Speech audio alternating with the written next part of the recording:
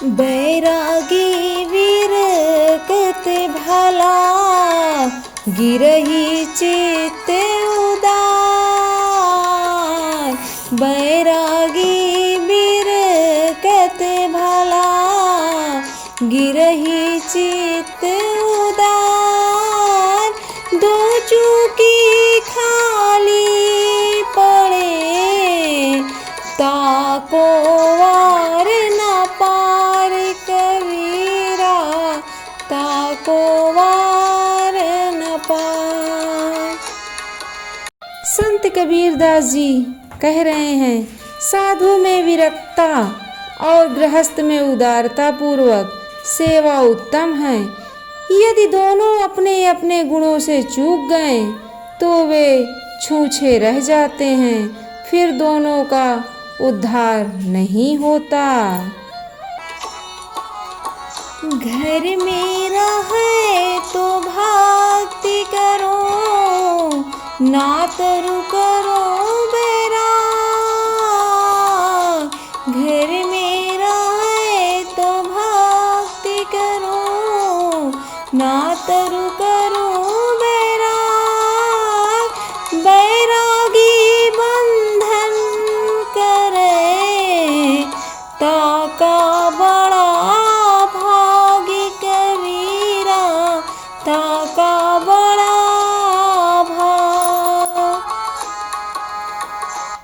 संत कबीरदास जी बता रहे हैं कि घर में रहे तो साधु गुरु की भक्ति करनी चाहिए, अन्यथा घर त्याग कर वैराग्य करना चाहिए।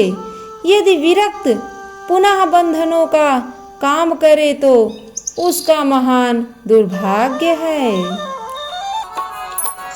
धारा तो दोनों भली, गिरही के बैराग। धारा तो दोनों भली, गिरही के बैराग। गिरही दशा तंड करे, बैरागी अनुराग कबीरा, बैरागी अनुराग। संत कबीरदास जी इस प्रसंग के माध्यम से बता रहे हैं कि धाराएं तो दोनों अच्छी है, क्या गृहस्थी क्या वैराग्य आश्रम। गृहस्थ को संत गुरु की सेवा काई करनी चाहिए और विरक्त को वैराग्यनिष्ठ होना चाहिए। तात्पर्य है कि आश्रम दोनों ही अच्छे हैं, चाहे वो गृहस्थ हो या वैराग्य हो, दोनों ही मानव प्राणी के लिए श्रेष्ठ हैं। चाल बकुल की चलते हैं, बहुरी कहावे हम। चाल बकुल की चलते हैं, बहुरी कहावे हम। ते मुक्ता कैसे चुंगे, पड़े काल के फंस कबीरा, पड़े काल के फंस। संत कबीरदास जी कह रहे हैं, जो बकुले के आचरण में चलकर पुनः हंस कहलाते हैं, वे ज्ञान मोती कैसे चुगेंगे, वे तो कल्पना काल में ही पड़े रहेंगे।